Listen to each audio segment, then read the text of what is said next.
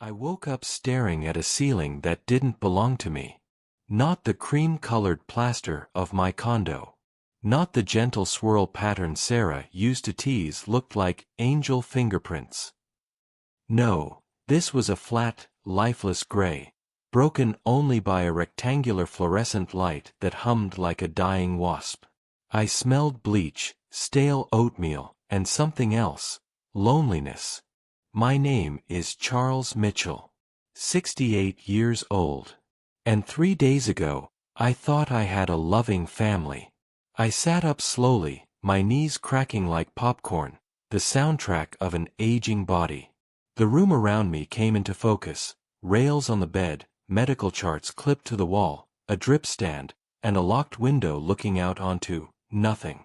No photos of my wife. No framed drawings from my granddaughter. No suitcase. No personal belongings. I didn't belong here. A nurse walked in holding a clipboard. "Good morning, Charles. You're finally awake." Her casual tone stabbed deeper than any needle. Where am I?" I asked. "You're at Ridgeway Senior Care," she replied, adjusting my pillow like I was a piece of luggage instead of a man.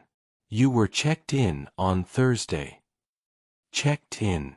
Like a package. Like a responsibility someone wanted to get rid of. "My son," I said. "I need to call my son. Timothy Mitchell. He'll explain." She cut me off with a smile that was far too practiced. "Your son signed all the admissions paperwork. Everything's handled." Everything. Handled. My hands trembled, not from age, but from something far sharper.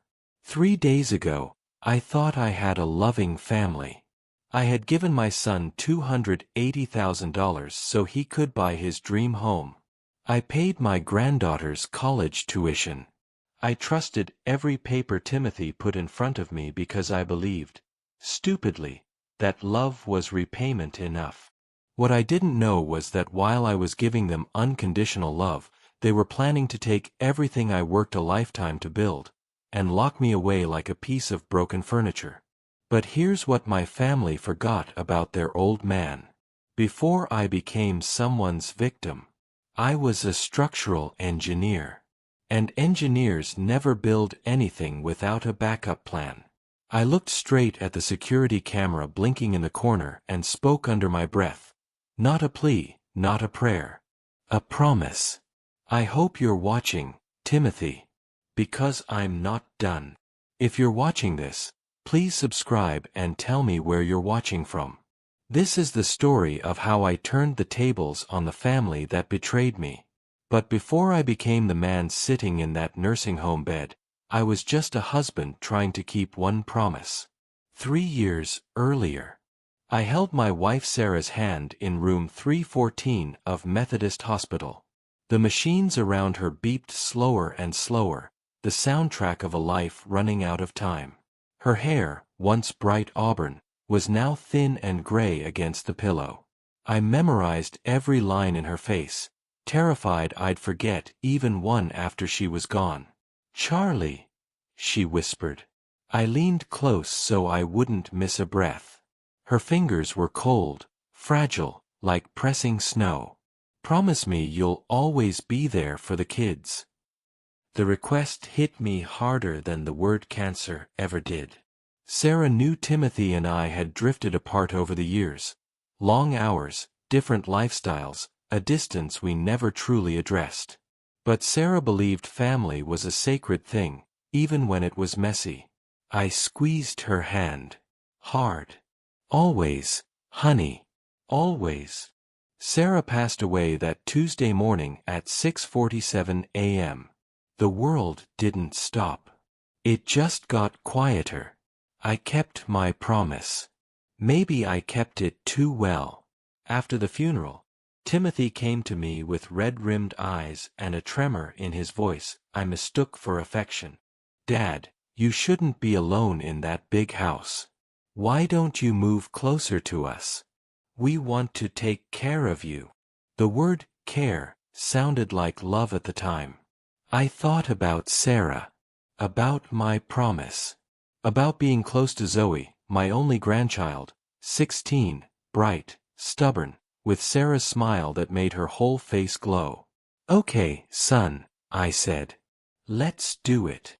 That agreement, that one sentence, was the beginning of the end. Timothy was 42, my only child, and I was proud of him.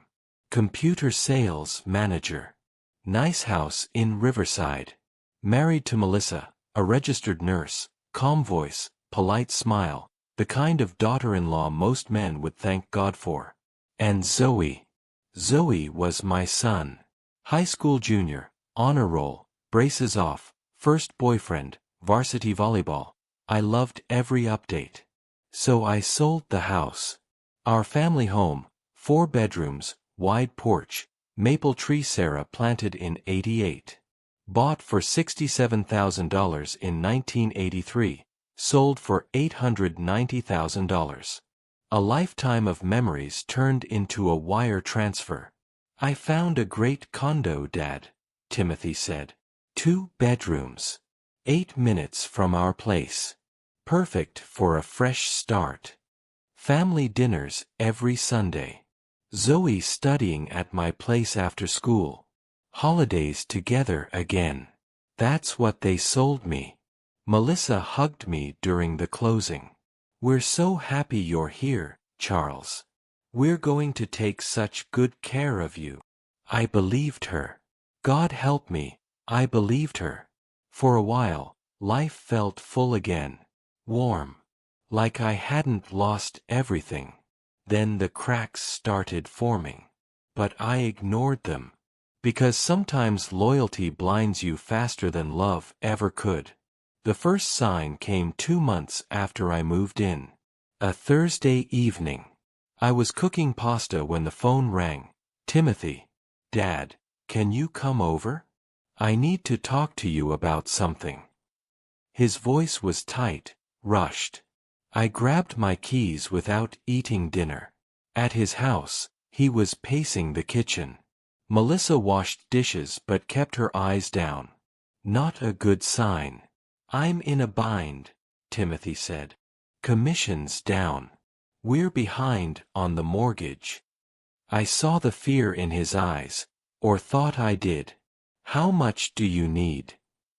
"Not a loan," he corrected. "An investment in our family's future." Those words should have stopped me. But I was thinking about Sarah's promise. About being needed again. He pulled up pictures of a new house, white picket fence, big yard, perfect school district for Zoe. The American dream with a price tag. "How much?" I asked. $280,000. I didn't think. I just loved. I wrote the check the next week. "Family doesn't need contracts," I told him. Melissa kissed my cheek. "You're the best father-in-law in the world." And that was the first brick in the cage they were building around me. 3 months later, housewarming party. Neighbors asked Timothy how he afforded such a beautiful place. He smiled and said, "My dad made it possible." I felt 10 feet tall. Then Zoe started junior year, SAT prep, college applications. She sat beside me one afternoon, chin trembling. "College is so expensive, Grandpa. Mom and Dad don't know if they can make it happen." "I will," I told her. I opened a fund, $45,000 for tuition, $20,000 for expenses. Every dollar felt like love. Until I learned what love meant to them. When I tried talking to Zoe about school after dinner one night, she barely looked up from her phone. "Grandpa, I'm busy," she snapped with that careless teenage tone. But I'd raised a teenager before. I knew the difference between teenage attitude and emotional distance. She wasn't annoyed with me. She was withdrawing from me, on purpose. I felt it like a draft under a closed door. Someone had told her to keep her distance. I didn't want to assume the worst. I didn't want to believe my family would poison my granddaughter against me. But a father's instinct and an engineer's logic rarely lie. Later that night, the recorder, the little Sony hidden inside the clock on my dining room table, captured something that turned my blood to ice. "He's becoming a burden," Timothy said. "A burden we can't afford anymore," Melissa replied. The casual way she said it, like they were discussing a broken blender, hit harder than any fist. July brought the next wave. Financial manipulation. My credit card statement arrived, 4 pages long, and I found charges I'd never made. A $200 at Best Buy. A $800 at Target. A $2,300 at a restaurant I'd never heard of. I called Timothy immediately. "Dad, those were emergencies," he said. Calm. Almost rehearsed. "Remember, you told me family helps family." "I don't remember authorizing those charges." "You must have forgotten. You've been forgetting a lot lately." Forgetful. The word sat in my stomach like poison. The next week, bills started arriving for services I'd never used. A lawn care. A housekeeping. A magazine subscriptions. A meal delivery. I confronted Timothy again. "Did you sign me up for these?" He sighed, the kind of sigh meant to make me feel guilty. "Dad, you said you needed help keeping things organized. You're overwhelmed. We're just trying to take care of you." "I never said that." He paused, then delivered the line I'd hear again and again. "You're getting confused, Dad. This is exactly why we need to help you more." And the recorder kept catching the conversations they didn't think I could hear. "Just keep him confused," Timothy whispered. "Make him doubt his memory." "The medication should help with that," Melissa replied. "Medication? What medication?" I never agreed to medication. None of the pills Melissa set next to my plate had labels. No pharmacy bottles. Just little plastic containers, and a gentle smile. That's when I realized something. They weren't trying to protect me from the world. They were trying to protect the world from learning what they were doing to me. August brought isolation. First were the missing phone calls. Old friends from the engineering firm stopped calling. For weeks I assumed they were busy, until I tried calling them. Disconnected. Every number. Strange, I told Timothy. "Not strange at all, Dad. You gave me your phone to update it. Remember? I cleaned out all those old contacts. Most of those guys have passed away anyway." Passed away. 2 of the dead men had sent Christmas cards 6 months earlier. Next came the neighbors. My next-door neighbor, Mrs. Patterson, a widow who used to wave every morning, suddenly turned away when she saw me walking to my mailbox. "She's probably just busy," Melissa said when I asked. But the recorder told the truth. "We told everyone he's having episodes," Timothy told someone on the phone. "Memory loss. Confusion. Sometimes he says inappropriate things. It's better if people keep their distance." Episodes. Memory loss. Inappropriate behavior. They were building a profile, a foundation of evidence.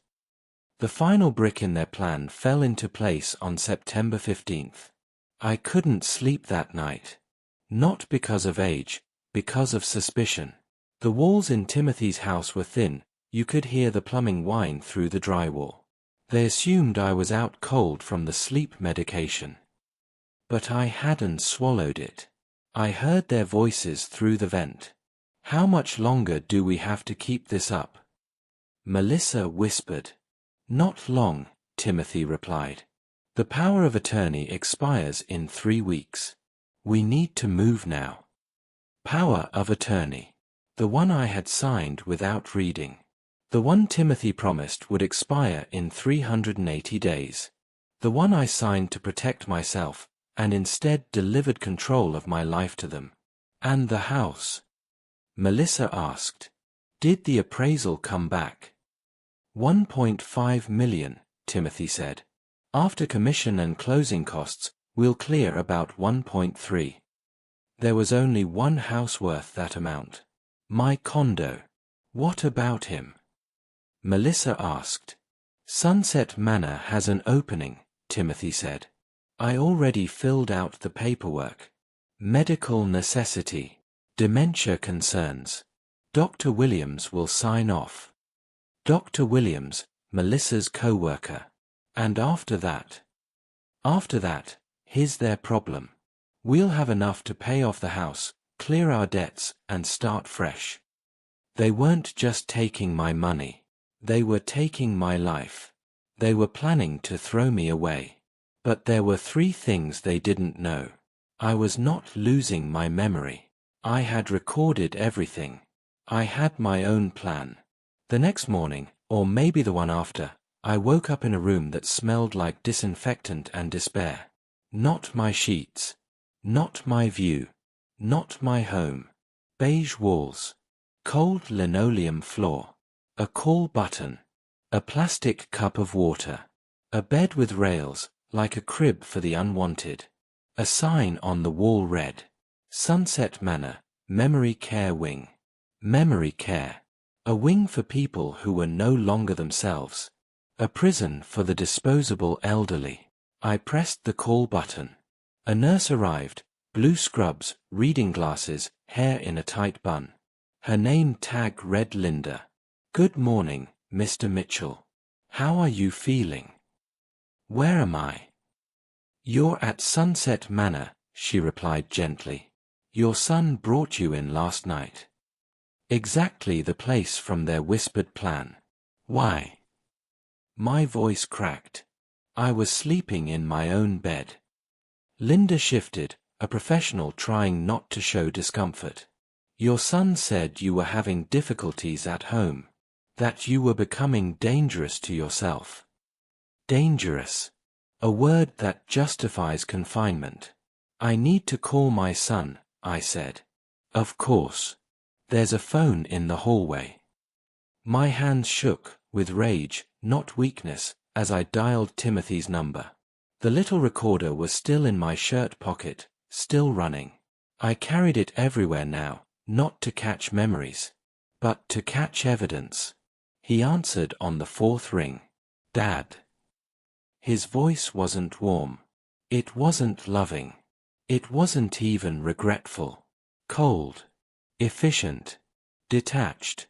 Timothy, I said. Why am I in a nursing home? Because that's where you belong now. What do you mean, where I belong? Dad, you're confused. You've been having episodes. Memory loss. Last week you left the gas on overnight. You could have killed yourself. I never left the gas on. I'm an engineer. I check everything twice. There was silence. And then he said, You see, you don't even remember doing it. That's not true, I said, gripping the phone so tightly my knuckles turned white. It is true, Timothy replied, calm, certain, emotionless. We can't handle you anymore. You need professional care. Professional care. The exact phrase I heard the night they thought I was asleep. The phrase Melissa whispered while Timothy calculated how much money they would get from selling my home. I want to come home, I said. This is your home now, Dad. We've made arrangements. Arrangements. Like I wasn't a man, just a belonging being relocated. A box. A problem. A thing. What arrangements? I demanded. Dr. Williams evaluated you, Timothy said. Medical necessity. You're not safe living alone. There it was. The name. The signature they planned. Melissa's colleague, the one who would rubber stamp whatever story they fed him. I demand to speak to this doctor. Silence, then a patronizing sigh. Dad, you're getting agitated, Timothy said. That's part of the problem. The nurses will give you something to calm down. Agitated. Another word from their script. Another word designed to justify medication. Sedation. Control. In the background, I could hear Melissa laughing, loud, careless, secure in her victory. Put her on the phone, I said. Dad. Put her on. A moment later, her voice filled the speaker, smooth and poisonous. Charles, you need to calm down. Calm down. And then came the words I will never forget. Calm down. You drugged me and dumped me in a nursing home. I yelled. Her tone didn't change, she was enjoying this. Charles, she said, we've sold your house. The world stopped. You what? We sold your condo, she repeated. You don't need that big place anymore. The money will pay for your care here. Sold. Not will sell. Not we're thinking of selling. Already done. You had no right, I whispered. We had every right, she snapped. Power of attorney. Remember. You signed everything over to us. I could hear the arrogance building in her voice, the confidence of a thief who thinks she'll never get caught. We found a lovely buyer, Melissa continued. A young couple with children. They'll actually use the space properly. Use the space properly. Like I had been wasting it. Like I didn't deserve the home I bought with decades of sweat and sacrifice. My throat tightened. How much? I asked. There was a beat, not hesitation, just anticipation. 1.5 million, she said. Not bad for a place you bought for 60,000. 1.5 million. The nest egg Sarah and I built. 40 years of work. Gone. Timothy got back on the phone. Face it, old man, he said. You're done. Old man. Not dad. Not father. Just an inconvenience they had finally thrown away. Then, the worst part. They laughed. Both of them. Full-throated laughter. Not nervous laughter.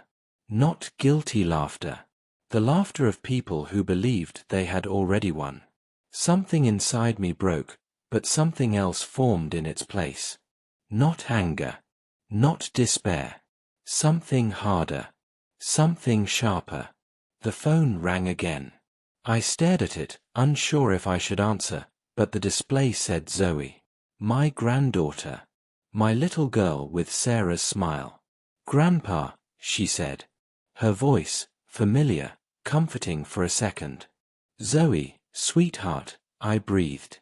Thank God. Can you help me understand what's happening? Her tone shifted like a trap snapping shut. Grandpa, stop. Stop. Like my pain was an inconvenience. Mom and Dad told me you might call, she continued. They said you'd try to guilt trip us. Guilt trip. A 16-year-old speaking like a lawyer. Honey, I'm not trying to guilt trip anyone, I said. I just want to understand why. Because you're embarrassing, okay? Embarrassing. Nothing Timothy or Melissa said punctured me the way that word did. My friends don't want to come over anymore, she continued. You're always there, asking questions, trying to be part of everything. It's weird. Weird. Wanting to be part of my family's life was weird. And the money thing is pathetic, Zoe added. You keep bringing up the loan like we owe you something. She knew. She knew about the $280,000, and she thought it was charity. We don't owe you anything, Grandpa, she said. You chose to give us money. That's what families do. Chose. Love rewritten as generosity. Support rewritten as obligation. Mom and Dad said you might try to make us feel bad, she said. But we're done with that. Done with that. Done with me. The line went dead. And something in my chest, the part of me that believed in family, died too.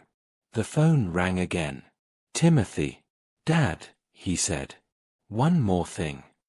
His voice wasn't cold anymore, It was triumphant. "Don't even think about fighting this," he said. "You signed everything over to me. Power of attorney. Remember? Power of attorney." The 12-page document I signed at their kitchen table. The document that was supposed to protect me, but instead stripped me of every right I had. "You're finished," he said. "Just accept that someone else needs to make decisions now. Someone else. Someone younger. Someone smarter. Someone who knew better. Someone who needed my money more than they needed me." He hung up. And the silence that followed wasn't the silence of defeat. It was the silence of planning. Because they were wrong about me. I may have been 68. I may have been alone. But I was not confused. I was not finished.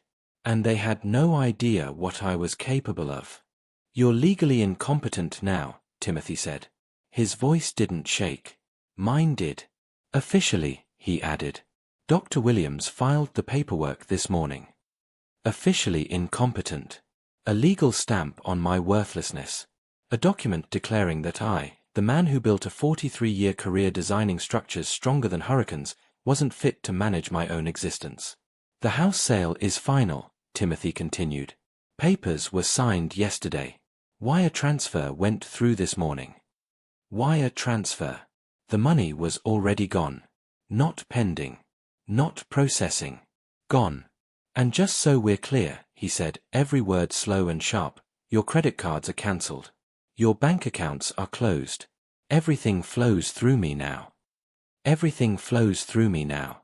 Not a sentence, a sentence. A verdict. A declaration of control." "Want to know the best part, Dad?" he asked. I didn't answer.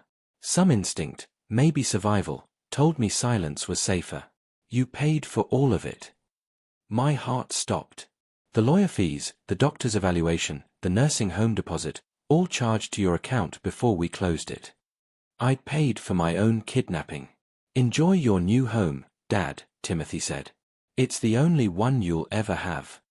The line went dead. And in that silence, something inside me didn't break, it hardened. They thought they'd buried me. But they'd only buried the wrong version of me. Because there were 3 things they didn't know about their old man. I sat in that beige room for 3 hours. Not panicking. Not crying. Thinking. Engineers don't crumble, we plan. The Sony recorder was still in my pocket. Still running. 6 months of conversations. 6 months of evidence. Every whisper. Every lie. Every laugh. That was the first thing they didn't know. The second was inside my wallet, a business card I had carried for 30 years. James Wellington, attorney at law. My old friend from the engineering firm. The man who drafted Sarah's will. The man who understood me deeper than Timothy ever had. The man I had visited 2 weeks ago because even love couldn't blind me forever. And the third thing? That one would end them. Timothy thought he had power of attorney over everything I owned. He was wrong. I pulled out my phone, not the one they updated, but my personal phone, the one they didn't know existed, and dialed James. He answered on the second ring. "Charlie, Jesus, I was worried. Are you okay?" I looked around the room, the bed rails, the locked window, the smell of disinfectant, the ceiling that didn't know my name. "I'm ready, James." "You sure?" he asked. His voice changed, serious, protective. "Once we do this, there's no going back." I thought about Timothy's laughter. Melissa's voice calling me embarrassing. Zoe telling me I was weird. 40 years of sacrifice tossed like trash. "I'm sure," I said. "Okay," James replied. "Give me 3 hours." 3 hours. Not 3 days. Not 3 months. By morning, everything would change. That night, I didn't sleep. I sat in the chair by the narrow window, the view of the parking lot glowing under yellow streetlights, and I planned. Engineers solve problems. We analyze systems. We find weaknesses. We design stronger structures. My family saw me as a broken man. But they forgot who I really was. For 43 years, I read contracts for breakfast. Blueprints for lunch. Legal technicalities for dessert. I didn't build skyscrapers. I built protections. And the power of attorney they were so proud of? The one that supposedly gave them complete control? It was fragile, by design. It had a sunset clause, a countdown clock. 380 days from the date I signed it. I signed it on March 15th. Today was September 18th. They didn't have control forever. They had 3 days left. 3 days until the power of attorney vanished automatically, even if nobody touched the paperwork. But that wasn't the real fail-safe. Because here is what Timothy never read, because Timothy didn't read anything.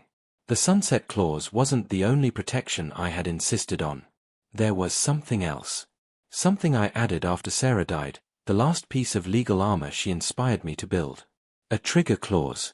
If I was ever declared incompetent, or admitted to institutional care against my will, the power of attorney became null and void immediately, meaning Dr. Williams signing that form didn't tighten the trap. It sprung mine. That signature didn't empower them. It destroyed their power. Timothy hadn't just ruined his advantage. He had legally handed me the win. They thought they drugged me and institutionalized me before I could act. They didn't know they triggered the very clause that ended their control. I wasn't just a father. I wasn't just a widower. I was a man who spent 4 decades making sure nothing, not weather, not time, not incompetence, destroyed the work he built. I wasn't a confused old man. I was an engineer with a blueprint, and they had just activated it for me. I wasn't just a father anymore. I wasn't just a heartbroken man abandoned by his family. I was an engineer, and engineers always have backup plans. Timothy thought he held all the cards. He thought a signature on 12 pages meant he owned my life, my future, my home, my worth. But he didn't know what I had done before I ever signed his precious power of attorney. 2 weeks ago, while he and Melissa were planning my disposal, I had been planning my protection. I had created the Morrison Family Trust. 80% of my assets, including my condo, had already been transferred into that trust before I ever signed a single paper at their kitchen table. That meant Timothy's power of attorney only applied to the remaining 20%, loose savings, minor accounts, pocket change compared to the real value of everything I built. The house he sold? He had no legal right to sell it. The buyers he proudly bragged about? They were about to learn they had just purchased $1.5 million property from someone who didn't legally own it. The money Timothy thought he'd stolen? The money he believed would secure his fresh start. It was about to vanish from his accounts faster than ice melts in fire. The Morrison Family Trust had 1 trustee, James Wellington. 1 beneficiary, the Morrison Foundation for Elder Advocacy. A charity I established in Sarah's memory, in honor of every elderly person whose love was taken for granted, whose generosity was mistaken for weakness. Timothy thought he was inheriting my life's work. Instead, he was about to become the poster child for elder abuse. The trust documents had been sitting in James's safe for 2 weeks. Waiting. Silent. Patient. Like a detonator requiring only one word from me. Execute. This wasn't revenge. This was consequences. The third call I made after Timothy hung up on me was to my real doctor, not Melissa's co-worker who committed fraud. Dr. Patricia Hensley. My physician for 12 years. The only doctor who'd ever treated me like a person instead of a diagnosis. She answered on the first ring. Charlie, where are you calling from? I got a strange report that you'd been diagnosed with dementia. Dr. Hensley, I said. I need you to listen carefully. And I told her everything. The forced medication. The false diagnosis. The plan to institutionalize me. Dr. Williams signing medical paperwork without ever evaluating me. It was the first time I heard anger in her voice. Charlie, this is medical fraud. Dr. Williams could lose his license for this. I need you to document my mental state, I said. When can you see me? A pause, then. How about right now? At 11 p.m., I walked into her office. She ran every cognitive test available. MMSE. Clock drawing test.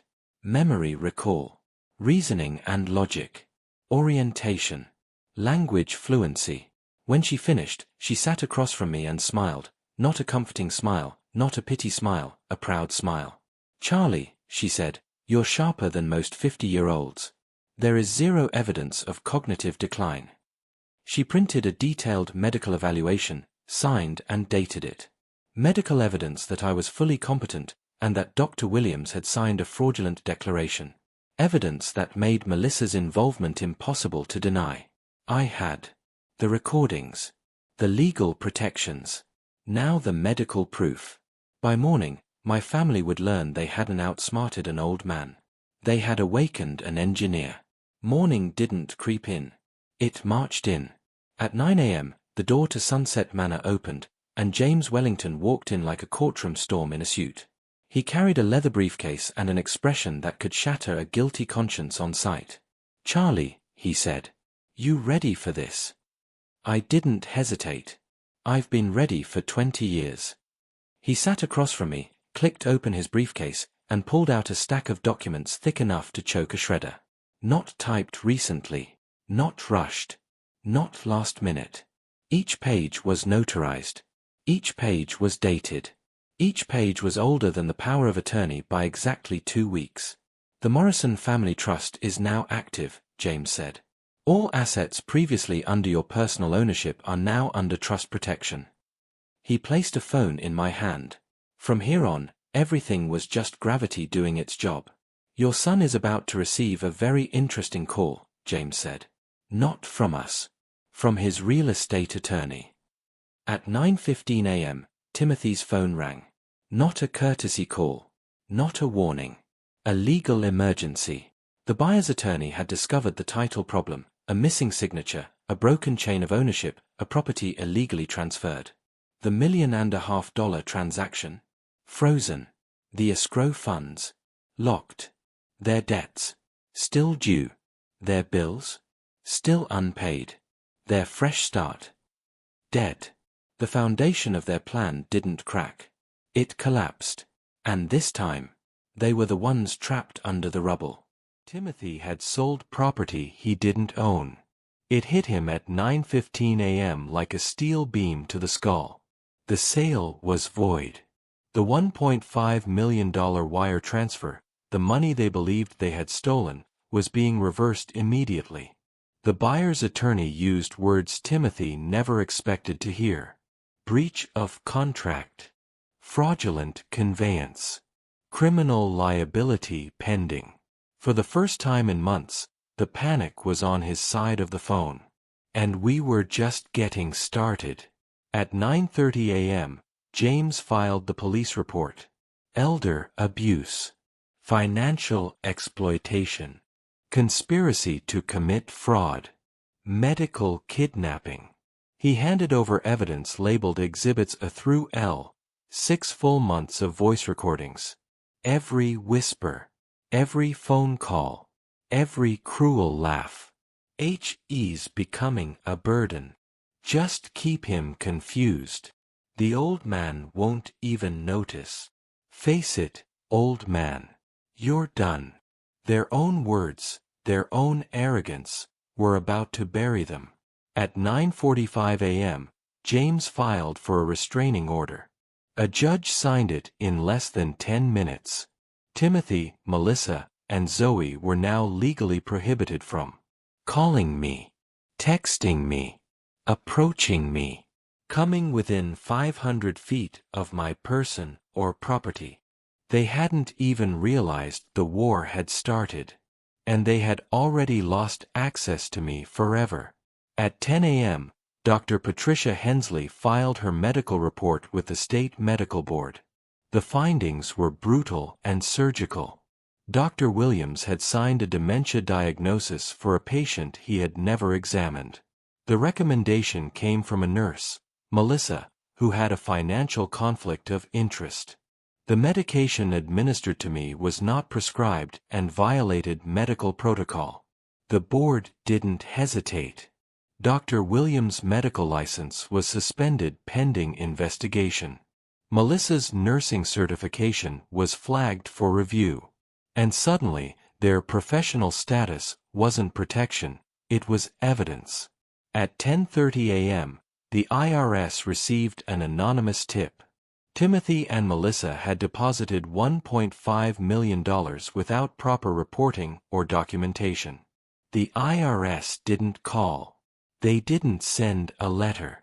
They didn't request clarification. An automatic audit was triggered. And a family who spent years lying suddenly had to prove everything they ever claimed. At 11 a.m., the recordings went public. James's paralegal uploaded them to a YouTube channel titled Elder Abuse Evidence, The Mitchell Recordings.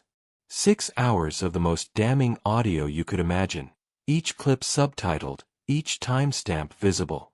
He's becoming a burden. Let him want the money. What's he going to do, sue his own son? Just keep him confused. Face it, old man. You're done. The videos went viral in 3 hours. By evening, local news stations picked them up. By midnight, Timothy's employer saw them. The phone call came at home. Timothy, we've seen the recordings. We cannot have someone capable of elder abuse representing this company. He was fired the next morning. But that wasn't justice yet. That was only the dust settling before the earthquake. The financial collapse hit next, fast and merciless. Because Timothy and Melissa had already spent $400,000 of the money they thought they'd stolen. New cars. Credit card balances wiped. A down payment on a vacation home in Florida. When the $1.5 million was clawed back, their bank accounts went instantly negative. Overdraft fees. Bounced payments. Credit card lenders demanding repayment. And the mortgage on the home I funded with $280,000? It defaulted. The bank began foreclosure proceedings. The Florida vacation home purchase collapsed. Their deposit was lost. Their 2 new cars? Repossession orders issued. In one day, they went from thinking they were millionaires to staring down homelessness. But the law had only just warmed up. The district attorney's office opened a criminal investigation. Charges on the table. Elder abuse in the first degree. Financial exploitation of a vulnerable adult. Conspiracy. Medical fraud. Identity theft. Every charge carried prison time. Timothy, up to 15 years. Melissa, up to 10 years plus permanent loss of her medical license. Dr. Williams, federal medical fraud charges. The headline appeared on the front page the next morning. Local family accused in elaborate elder abuse scheme. Their neighbors saw it. Their friends saw it. Their co-workers saw it. Everyone saw it. Reputation, gone. Pride, gone. The image of a perfect suburban family shattered overnight. And then the financial investigation went deeper. Bank records revealed everything. $47,000 in credit card charges I never approved. $23,000 in ATM withdrawals using my PIN. $15,000 in forged checks. Total theft. $385,000. Plus the attempted house sale. The bank fraud team built a timeline. Every transaction lined up perfectly with every lie they fed me. Then the truth dropped like a wrecking ball. The business investment Timothy claimed had failed? There was no business. He used my $150,000 to pay off his gambling debts, $67,000 owed to online casinos. And Melissa. Her polished nurse persona hid a second life. She had racked up $34,000 in luxury charges behind Timothy's back. Designer handbags, jewelry, spa treatments, cosmetic treatments, all paid with my money. Every secret they hid from each other. They stole from me. They didn't betray just a father. They betrayed the man who built their entire life. And now the world saw them the way they saw me. As embarrassing. As burdens. As liabilities. Except I didn't crumble. They did. The college fund for Zoe, the future I thought I was securing for her, they'd already spent it on themselves. Every dollar I'd given out of love had been swallowed by selfishness, disguised as family need, absorbed into new cars, trips, luxuries, and lies. The evidence against them wasn't a list. It was a mountain. And James went to work. He filed civil suits against Timothy and Melissa. Full recovery of all stolen funds. Triple damages for elder abuse. Punitive damages for fraud. Total amount sought, $1.2 million, plus seizure of their house, their cars, their retirement accounts, any remaining assets. And even if they filed bankruptcy, certain debts can't be erased. Restitution for elder abuse is permanent. They would spend the rest of their lives paying back the man they tried to dispose of. The story didn't just travel. It exploded. CNN covered it. Fox News ran a segment. The Today Show requested an interview. Headline after headline. Elder abuse plot exposed by engineer's secret recordings. The YouTube uploads hit 3 million views in a week. Comments flooded in. This happened to my father. Thank you for fighting back. Every family needs to hear this story. And I, a retired engineer who once woke up in a nursing home stripped of everything, became the face of elder advocacy. Speaking engagements. Support group meetings. Legislative hearings. I wasn't just a survivor, I had become a voice. The Morrison Foundation for Elder Advocacy, funded with the assets reclaimed from the trust, became a national organization. Seminars, legal assistance, emergency response funds. Sarah's name lived on in the protection of others. Meanwhile, the family who tried to steal my life watched their own collapse. Timothy's name became synonymous with betrayal. Melissa's nursing colleagues wouldn't speak to her. Parents whispered when she walked into public places. Her professional reputation was radioactive. And Zoe, 16, impulsive, swept up in her parents' arrogance, paid the highest emotional price. Her classmates had seen the recordings, heard her voice. "Grandpa, you're embarrassing. We don't owe you anything." She became the granddaughter who helped destroy her grandfather for money. College applications flagged her for character concerns. Consequences moved through their bloodline. The life they tried to steal from me had become their nightmare. But I wasn't finished yet. On October 15th, I walked out of Sunset Manor for the last time. No nurses, no staff holding clipboards, no one telling me I was confused or incompetent. James had found me a beautiful apartment overlooking Riverside Park, the same park where Sarah and I used to walk every Sunday morning holding coffee cups and talking about our plans for retirement. I changed everything.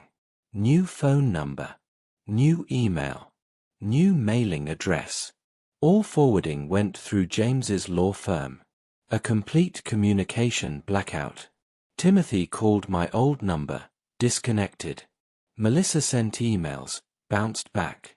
They drove to the condo, new locks, new security, no address on record. I disappeared from their lives as completely as they tried to disappear me.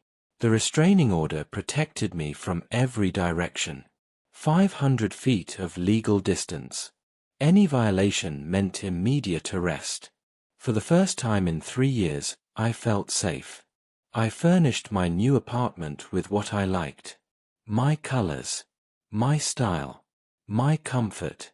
For once, I wasn't shrinking myself to fit someone else's expectations. No more tiptoeing. No more bargaining to be included. No more begging for love disguised as support.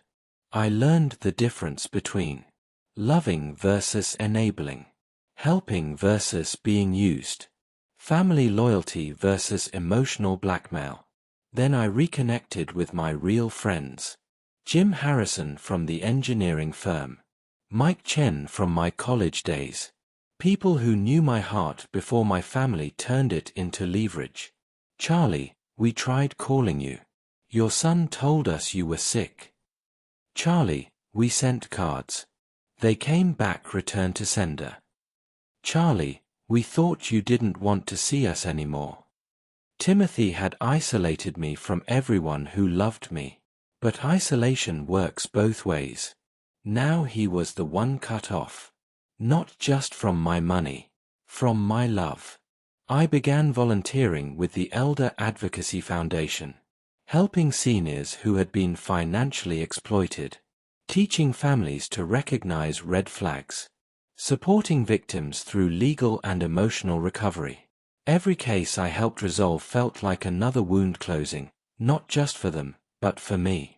Every elder I protected felt like honoring Sarah's memory the right way. Not by sacrificing myself, but by standing up for those who couldn't stand up for themselves.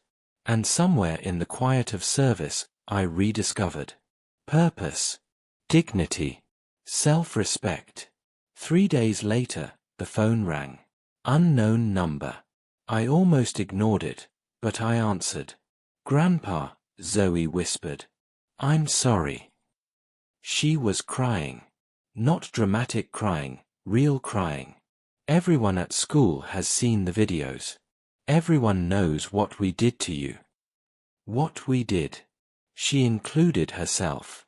Accountability. My friends won't talk to me. My boyfriend broke up with me.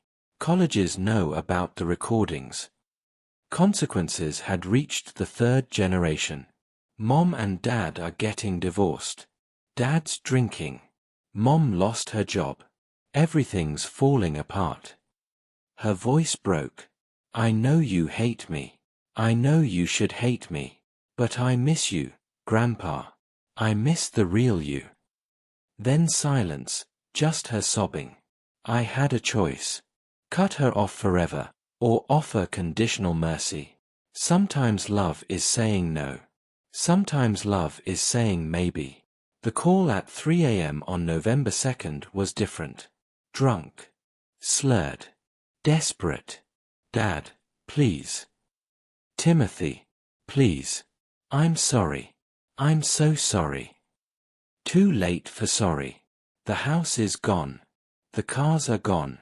Melissa left me. Zoe moved out. I'm living in a motel. My lawyer says I might go to prison. The same man who called me broken, incompetent, finished. Now begging for help. Dad. I know I don't deserve it, but could you help me one more time? One more time. After stealing $385,000, after planning to throw me away like trash, he wanted one more bailout. I made a mistake, he cried. But I'm still your son. And for a moment, 30 seconds maybe, something old tugged at my heart. Then I remembered every laugh, every lie, every betrayal. Timothy, I said. Yes, Dad. Actions have consequences. And I hung up. His life continued unraveling. The divorce became official. Melissa filed irreconcilable differences. She saved herself by cutting him loose. His criminal trial began in January. Melissa's professional disciplinary hearing took place in December.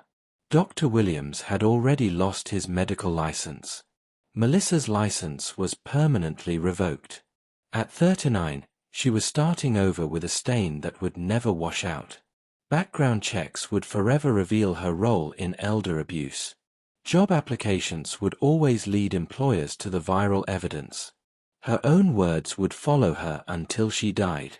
The old man won't even notice. Face it, old man.